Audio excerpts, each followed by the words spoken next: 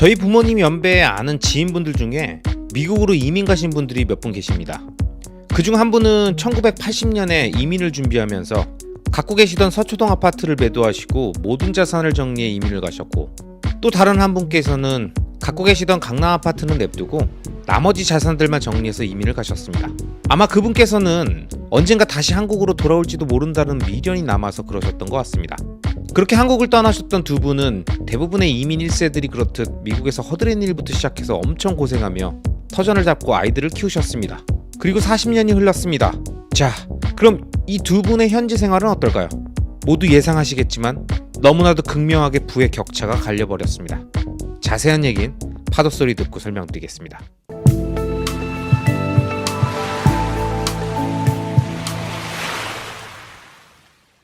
안녕하세요 여러분, 리스펙입니다.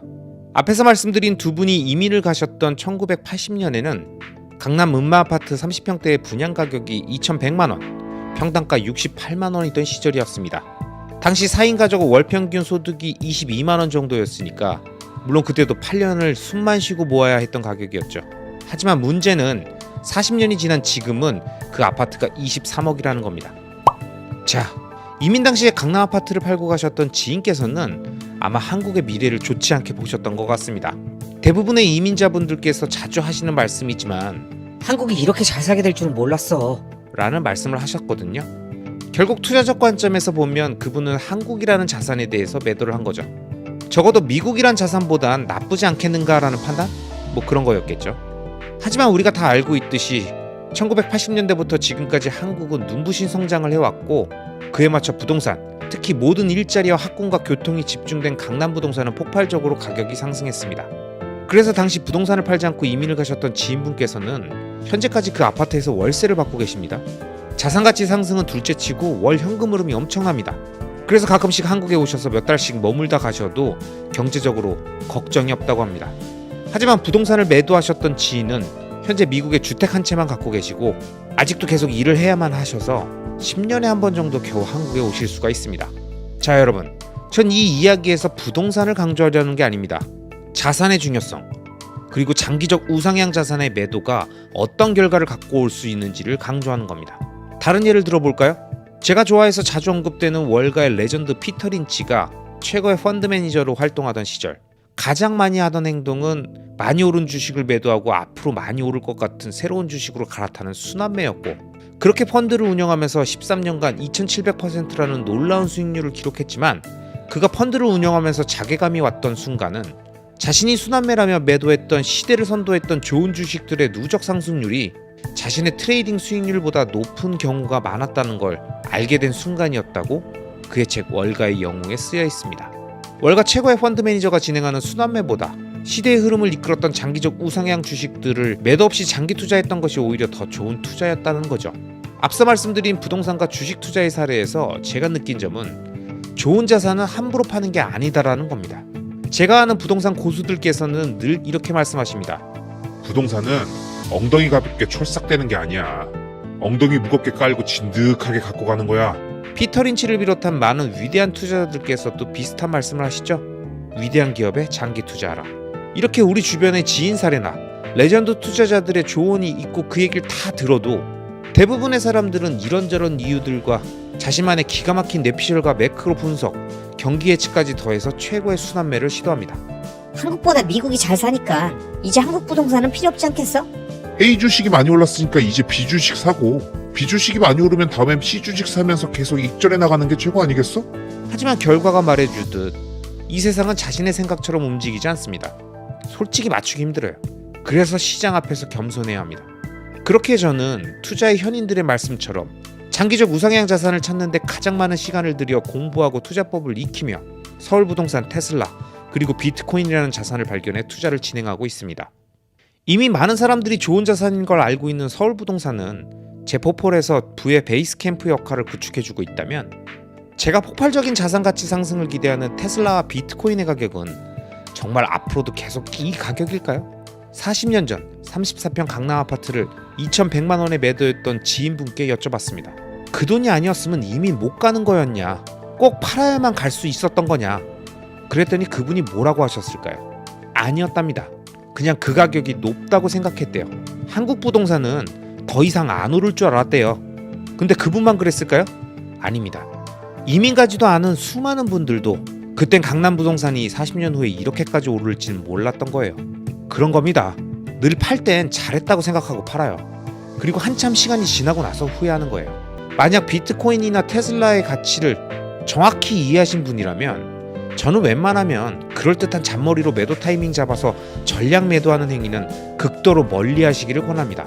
장기적으로 우상향하는 좋은 자산을 어렵게 발견해서 일단 한번 샀다면 그 매수라는 방향성을 지속적으로 이어가야지 급격하게 방향을 전환하는 건 그 어떤 이유라도 우리가 잘 알고 있는 인터스텔라의 한 장면처럼 먼 훗날 미래의 내가 과거에 그 순간 우둔했던 자신을 미친듯이 욕하는 상황이 생길 수 있다는 걸 꼭 명심해야 합니다. 특히 비트코인처럼 아직 많은 사람들이 기본적인 개념이나 원리조차 이해하지 못하고 있는 이 초기 시점에 자신의 그럴듯한 논리와 촉에 근거한 전략 매도라면 앞으로 40년 후에 과연 어떤 결과가 있을까요? 여러분, 정말 감당할 수 있겠습니까? 우리가 어떤 주식이나 코인에 투자한다는 걸 누군가 알게 되었을 때 꼭 이렇게 물어보는 사람이 있죠. 그래서 언제 팔 거야? 목표 주가가 얼마야? 그때 50%는 매도할 거지? 참 희한하죠? 왜 사람들은 노트북, 화장품, 스마트폰, 자동차 같은 사용할수록 감가상각이 되며 가치가 떨어지는 소비재들을 살 땐 언제 중고로 팔지 생각도 안 하고 그 누구한테 물어보지도 않으면서 가지고 있으면 점점 가치가 오르는 자산은 사자마자 팔 생각뿐이고 언제 팔 건지 그 시점은 왜 물어볼까요? 만약 경제관념이 정상적인 사람이라면 감가상각이 되는 소비재는 사자마자 사용하다가 가장 높은 가격에 팔 시점을 미리 정해놓고 갖고 있으면 계속 가치가 오르는 자산은 어떻게 하면 오랫동안 보유하고 그 자산에서 월 현금 흐름을 만들지 고민하거나 좋은 담보물로서 가치를 인정받을 때 대출을 받아 활용할까를 생각하며 최대한 그 자산의 매도 없이 자산 규모를 키울 생각을 하는 게 맞지 않나요? 그런데 대부분의 사람들은 왜 사자마자 팔 생각을 할까요? 야, 누군 팔고 싶어서 파냐? 돈이 없으니까 파는 거지. 장기 투자? 그래, 다 좋다 이거야. 근데 결국 넌 끝까지 안 팔 거냐고. 결국 너도 언젠가 팔 거 아니야. 아마 이렇게 말씀하시는 분들이 많이 계시겠죠? 이런 분들에게 전 묻고 싶습니다. 여러분, 만약 여러분이 현재 집을 보유하고 계신다면 여러분은 집을 살 때 매도할 시점부터 미리 생각하고 사셨나요? 아니면 언제까지 살지 모르지만 이왕이면 미래 가치가 좋을 만한 거를 골라야겠다라는 마인드로 부동산의 입지나 상품 자체에 집중하셨나요? 아마 대부분의 분들은 매도 시점을 잡고 샀다기보단 한 10년 정도 살 생각으로 좋은 집을 사는 데 집중했을 겁니다. 그런데 왜 주식이나 코인은 사자마자 팔 생각부터 하면서 접근합니까? 금융자산은 부동자산과 다르다고요? 뭐가 다르죠? 변동성이 크다고요? 변동성이 크면 그 변동성의 각 구간을 다 피해서 유리하게 매매를 해야 하나요? 그리고 아직도 그런 방식이 통한다고 생각하십니까? 수많은 월가의 현인들과 투자의 고수들이 주가의 흐름은 예측할 수 없고 2번 이상 맞출 수 없다는 걸 강조해도 본인은 할 수 있을 것 같죠? 여러분, 금융자산이냐 부동자산이냐 이게 중요한 게 아닙니다.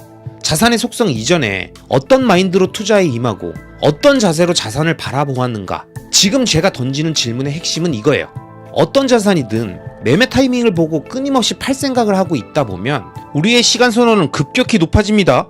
당연하죠? 이번 달에도 팔아야 되고 다음 달에도 팔아야 되고 다다음 달에도 팔아야 되면 변동성이 커질 것 같으면 끊임없이 한 방에 팔까? 기다릴까? 아니면 1년치 아예 팔아놓을까? 온통 매도 시점에 대한 유불리에 온 신경이 다 쏠리고 그렇게 되다 보면 시황의 변화에 엄청나게 민감하고 예민해지기 마련입니다. 그렇기 때문에 장기 투자의 핵심은 안정적인 월 현금 흐름이 나오는 직장이나 사업체 또는 파이프라인이 있고 그 상태에서 자신이 모아온 자산을 최대한 건드리지 않고 생활이 가능하고 더 나아가 계속 적립식 매수를 할 수 있는 구조여야만 먼 미래를 기다릴 수 있습니다. 그럼 다시 앞으로 돌아가서 왜 사람들은 좋은 자산을 사자마자 팔 생각이나 매도 시점을 물어볼까요? 답이 나왔죠? 그들은 또는 현재 당신은 그 자산을 팔지 않으면 생활이 안 되거나 조만간 그 자산을 팔아서 목돈을 확보해야 하거나 오랫동안 묵혀놓을 생각 자체가 아닌 상태에서 일단 굴려봐야겠다라는 생각으로 매매한 거. 이 몇 가지 경우 중에 하나일 겁니다.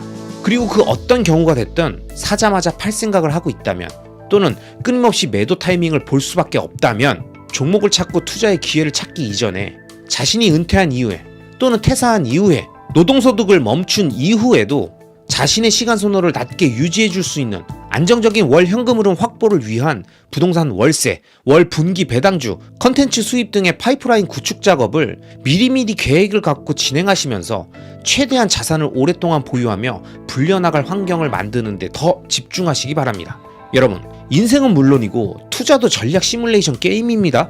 안정적인 구조를 통해 본인의 본진을 지키고 전략을 통해 멀티를 늘려가며 세력을 넓히는 것이지 한방러쉬, 초패스트 전략 이딴 걸로는 절대 자신의 제국을 만들 수 없습니다. 지금 우리에게 중요한 건 좋은 자산을 언제 팔지, 목표 주가를 얼마로 잡을지가 아니라 지금 모아가는 자산들을 이용해 파이프라인을 만들고 월 현금 흐름을 확보해 자산을 지속적으로 불려갈 수 있는 구조를 만드는데 최대한 집중해야 합니다. 매도 시점? 목표 주가? 그딴 건 다 필요 없습니다. 아직도 많은 사람들은 자신이 시장을 예측할 수 있다고 생각합니다. 그리고 그 근거로 차트 분석을 얘기하죠. 그러면서 이렇게 말합니다. 야, 차트 안에 답이 있는 거야. 차트 분석만 잘하면 고점에 팔고 저점에 살 수 있는데 뭐 그게 어렵다고 안 하냐? 암튼 게으른 놈들이 차트 공부도 안 해요. 그러면서 사놓고 아무것도 안 하려고 그러지. 게으른 녀석들. 가만히 놔두면 돈이 벌리냐? 그런데 여러분, 고점에서 팔고 저점에서 사는 건 가능할까요? 설령 몇 번 예측대로 됐다면 다음번에도 또 맞출 수 있을까요? 그리고 그 방식이 지속 가능할까요? 만약 이게 가능했다면 월가의 펀드 매니저들은 왜 계속 남의 돈만 운영하고 있고 환율을 예측하는 애널리스트들은 왜 계속 직장에 나와서 예측만 하고 있습니까? 밥 먹고 그것만 하는 사람들인데 이미 졸업하고 휴양지에서 쉬면서 트레이딩만 해도 먹고 살 만큼의 큰 돈을 벌었어야 했을 텐데 왜 계속 회사에 나오고 다른 사람의 돈을 운영하면서 수수료 장사를 하고 있냐는 거죠. 그 이유는 간단합니다. 예측하기가 어렵다. 한 번은 맞출 수 있지만 한 번 맞췄다고 다음번에 또 맞춘다는 보장이 없다. 예측 매매가 잦아지면 확률은 평균에 회귀하고 수익률은 현저히 낮아진다. 이게 가장 합리적인 설명입니다. 실제로 도박에서 하우스가 플레이어보다 유리한 이유는 도박의 중독성 때문에 도박의 중독성이 플레이어의 플레이 횟수를 늘리고 그런 배팅의 성공 확률이 평균으로 회귀하면서 결국 투자금이 많은 하우스가 유리한 구조이기 때문입니다. 그런데도 주식이나 코인을 사팔사팔하는 사람들은 자신의 능력을 과대평가하고 시장을 얕보면서 잘 될수록 플레이 횟수를 늘리죠. 그게 더 빨리 돈을 버는 방법이라고 생각하니까요. 그리고 그런 과정이 반복되면 결국 언젠가 휴먼 에러가 생기고 멘탈이 무너지는 과정이 생기면서 9번 중에 10번을 이기고 마지막 한 번에서 대부분을 잃게 되는 경우를 주변에서 너무 많이 봤습니다. 실제로 여의도에서도 오랜 기간 살아남아 부를 일군 사람들 중에서는 주식으로 번 돈을 땅에 묻어놨던 사람들이 많습니다.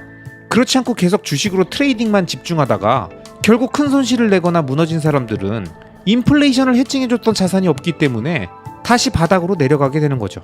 여기서 저는 강조하고 싶은 게 있습니다. 이렇게 시장을 얕잡아보고 자신의 트레이딩 능력을 과신하는 이 단기 투자자들이 말하는 차트에 대한 믿음은 도대체 어디서 나왔을까요? 자, 한번 생각해 보자고요. 차트는 복잡해 보여도 단순합니다. 그냥 과거 어떤 자산의 가격 움직임을 기록해 놓은 거예요. 그 자산이 1년 전에는 어땠고 6개월 전에는 어땠고 어제는 하루 종일 어떤 움직임을 보였고 지금은 이렇게 움직이고 있다라는 기록이죠. 즉 과거의 움직임을 기록한 그림자이지 그 자산이라는 실체 자체가 아닙니다. 즉 우리가 움직이는 모습이 빛에 의해서 그림자로 만들어지는데 대충 그 그림자를 보면 그게 어떤 물체고 지금 뭘 하고 있고 과거에 이런 그림자의 형태에서는 어떤 행동을 하고 있었던 거다라는 데이터가 있기 때문에 그 과거의 데이터를 기준으로 유추하는 것뿐 그림자는 실체가 아니기 때문에 앞으로 어떻게 움직일지를 정확하게 알 수는 없습니다. 그 앞으로의 움직임은 실체만이 알 뿐이고 실체가 움직이는 방향으로 그림자는 따라갈 뿐입니다. 그런데도 차트 분석을 신봉하는 많은 단기 투자자들은 투자에서 고점과 저점을 차트라는 그림자로 판단합니다. 그리고 그림자 속에 모든 답이 있다고 말하죠. 하지만 우리가 잘 아는 그림자 놀이에서도 보듯이 그림자는 언제나 우리의 눈을 속일 수 있습니다. 분명 우리 눈으로 봤을 땐 너무나도 명확하게 과거 데이터 기준으로는 이 형상이겠거니 하고 생각되는 경우에도 트릭인 경우가 많죠. 그만큼 우리는 그림자로 실체를 파악하기 어렵습니다. 왜? 그림자가 늘 정직하게 표현되는 건 아니니까요. 좀만 손을 겹치고 조작하면 전혀 다른 모습으로 변하면서 우리의 눈과 감각을 속일 수 있으니까요. 그런데도 우리는 끝까지 그 그림자를 보면서 철석같이 믿고 본인이 생각하는 게 맞다고 우기게 되는 거죠. 투자의 세계에서는 여러분이 쉽게 알 수 있는 그렇게 단순한 그림자는 몇 번 나오지 않습니다. 대부분은 우리 눈을 속이는 트릭이 단순한 구조를 위장하고 우리에게 다가옵니다. 그리고 하필 그 순간 많은 돈이 투자되어 있었다면 그 트릭에 걸려 자신의 자산이 급격히 쪼그라드는 현상이 발생되는 거죠. 그래서 많은 투자의 현인들께서는 시장 앞에서 겸손해야 한다고 말씀하셨죠. 그런데도 자신의 예측이 몇 번 맞았다고, 차트를 보면 답이 나와 있다고, 너무 뻔한데 이렇게 쉬운데 왜 안 하냐며 이런 식으로 돈 벌면 금방 부자 되겠는데? 라는 생각이 들었다면 당신은 지금 굉장히 위험한 방향으로 가고 있을 수 있습니다. 하지만 여러분, 장기 투자를 얘기하는 제가 우기는 건지 이런 차트 분석을 신봉하는 단기 투자자들이 우기는 건지는 쉽게 알 수 있습니다. 어떻게? 지금부터 드리는 이 얘기를 정확하게 잘 들어보십시오. 제가 이전 영상에서도 말씀드렸지만 투자를 하면서 수익을 실현하지 않고 계속 보유하면서 장기 투자로 끌고 가는 것은 엄청난 인내와 믿음이 필요합니다. 왜냐? 먹을 수 있을 때 먹는다라는 게 훨씬 더 인간, 동물의 본능에 가깝기 때문에 장기 투자는 본능에 역행하는 행동이거든요. 미래를 위해 현재의 욕구를 자제해야 되는 극한의 멘탈 케어가 되어 있어야 되는 거고, 지금 당장의 배고픔을 참고 땅에 씨앗을 심어 수렵 채집 생활을 멈추고 농경사회로 가야 되는 거니까요. 자신의 본능을 억제하며 당장 먹지 말고 미래를 위한 씨앗을 땅에 묻으라는 이 얘기를 마치 익절이라는 당연한 걸 하지 말아야 하는 말도 안 되는 얘기고 억지라고 말하면서 장기 투자하다가 물린 사람이 후회하면서 징얼대는 이야기 정도로 폄하하는 건 자긴 그냥 쉽게 동물적 본능대로 살아가겠다고 말하는 행동이라고 밖엔 전 안 보입니다. 고대 그리스의 철학자인 플라톤은 동굴 속 죄수에 대해서 이렇게 설명한 적이 있습니다. 어렸을 때부터 동굴에 갇혀 묶여 지내는 죄수들이 있다. 딱하게도 이들은 포박했기 때문에 동굴의 한쪽 벽만 볼 수 있다. 죄수들의 뒤에는 모닥불이 있고 이들과 모닥불 사이에는 동물들이나 물건 형상을 들고 다니는 사람들이 있다. 죄수들은 이들이 만들어내는 그림자와 소리를 보고 들을 수는 있어도 평생 그것만 봐왔기 때문에 그것이 세상의 전부라고 생각했다. 그러다 죄수 한 사람이 풀려나게 되고 그는 동굴을 나와 실제 세상을 보게 된다.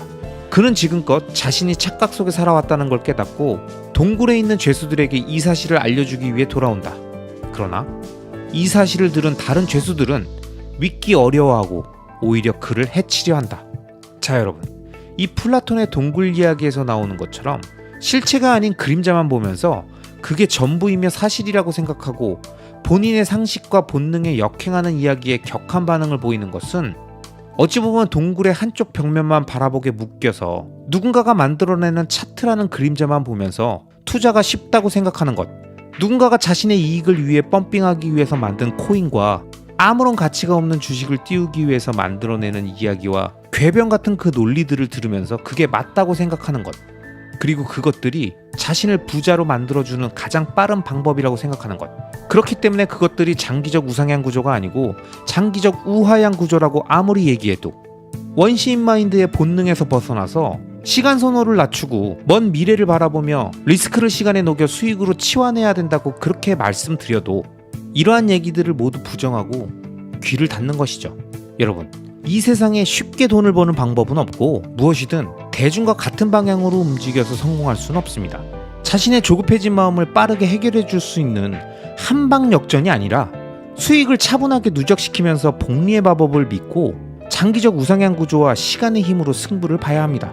그게 가장 빠른 방법이고 가장 단순한 방식이며 결정적으로 우리와 같은 일반인이 자신의 라이프와 함께 병행하면서 오랫동안 진행할 수 있는 지속 가능한 투자 방식이라는 점을 다시 한번 반복해서 말씀드립니다. 아시겠죠? 여러분, 나름 경제적 자유니 자신만의 꿈을 이룬다느니 가족들의 행복을 위해서라느니 다양한 목표를 갖고 투자의 세계로 들어오셨을 텐데요.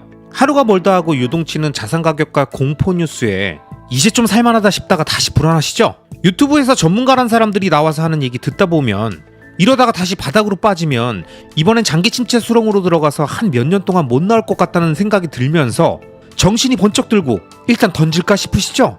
네, 그러시겠죠. 제가 그 마음 잘 압니다. 비트코인의 강건함, 화폐혁명인 거 다 알고 테슬라가 위대한 기업이고 일론 머스크가 대단한 사람인 거 다 알고 서울 부동산 좋은 거 다 알고 오래 들고 있으면 충분히 보상해 줄 거라는 거 다 알겠는데 그래도 자꾸 이 생각이 들잖아요. 자, 일단 소나기는 좀 피하고 봐야 되지 않을까? 이제 겨우 마이너스 수익률 줄여놨는데 다시 하락하면 진짜 나 너무 힘들다고. 스펙 형 말 듣고 하락장에 용기 내서 사서 수익 났는데 일단 한번 챙겨놓고 다시 시작한다는 마인드로 가져가면 안 될까? 여러분, 각자의 자금 사정과 경제 여건에 따라서 돈이 필요한 시기 같은 특수성은 다 무시하고 제가 일반적으로 얘기하겠습니다. 투자의 세계에서 가장 바보 같은 사람은 트레이더나 단기 투자자가 아닙니다. 당연히 장기 투자자도 아닙니다. 그럼 누가 가장 바보 같고 멍청한 사람이냐? 그건 바로 트레이딩 한다더니 물려서 갑자기 존버하겠다는 사람이랑 장기 투자하겠다고 소리치더니 쫄려서 낼름 팔고 잠깐 현금 보유량 늘리겠다는 사람입니다. 투자의 영역에서 트레이딩을 하든 장기 투자를 하든 뭘 하든 자신이 선택한 그 영역에서 미친 듯이 몰입해서 자신만의 원칙과 스타일을 다듬고 또 다듬으면서 꾸준히 유지하기만 한다면 그 사람은 트레이더든 장기 투자자든 퀀트 투자자든 벤처 캐피탈 투자자든 무슨 투자를 하는가와 상관없이 위대한 투자자가 될 수 있습니다.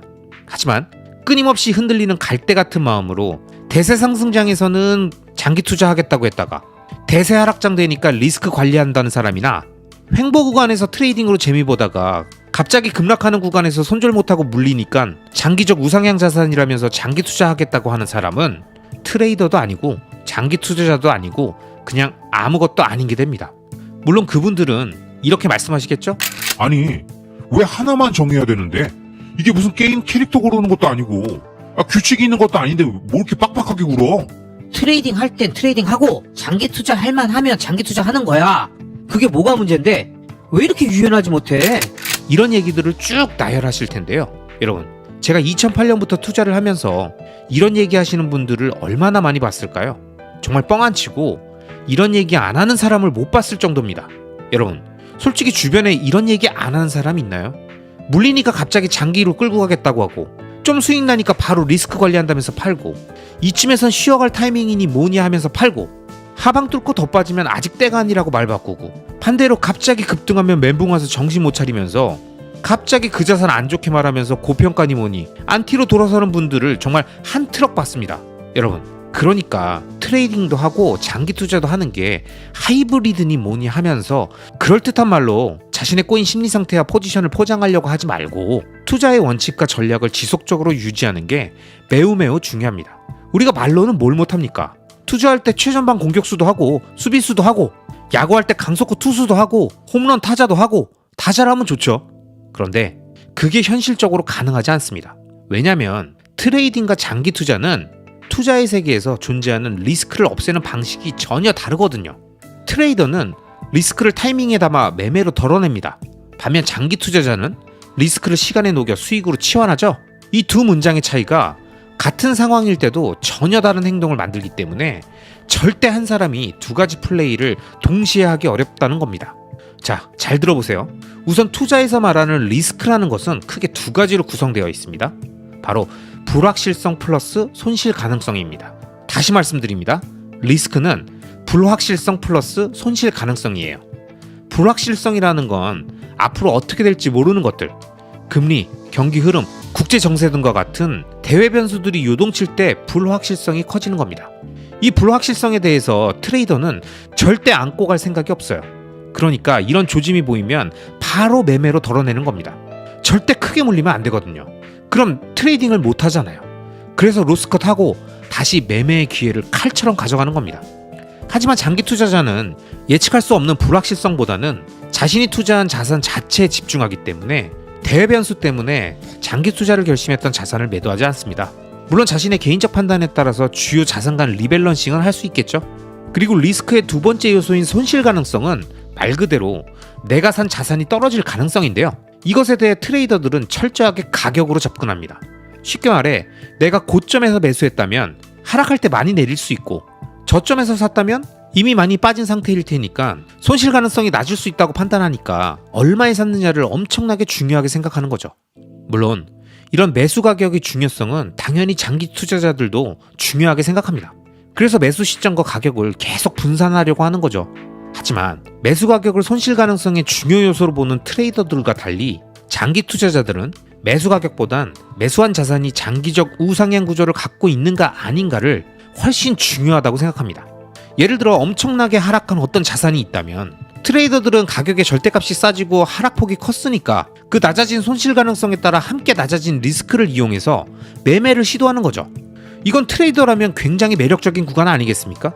하지만 장기 투자자 입장에선 많이 내렸다가 중요한 게 아니라 그 자산이 장기적 우상향 구조여야만 지금의 하락이 저평가인지를 판단할 수 있고, 만약 장기적 우하향 구조의 자산이라면 매수해서 장기 투자로 했다가는 정말 골로 가는 거니까 절대 매수하지 않는 거죠. 만약 지난 하락장에 알트코인들이 98% 하락했다고 줍줍한다는 분들은 제 기준에선 장기 투자자가 아닌 거죠. 알트가 장기적 우상향 구조라고 착각했거나 아니면 낮아진 가격에 반응한 트레이더일 테니까요. 여러분, 제가 오늘 영상에서 말씀드렸던 트레이딩과 장기 투자가 함께 병행될 수 없음에도 불구하고 수많은 사람들이 이걸 시도하는 이유는 뭘까요? 분명히 본인도 주변에서 이걸 시도하는 사람들이 그리 신통한 결과를 장기적으로 못 보여줬고 본인 역시도 큰 재미 못 보고 오히려 돈을 까먹는 경우가 더 많았음에도 불구하고 장기 투자하겠다고 하면서도 왜 끊임없이 이런 트레이딩을 시도할까요? 저는 이런 현상에 대해 우리가 운전할 때 도로에서 느끼는 심리랑 똑같다고 생각합니다.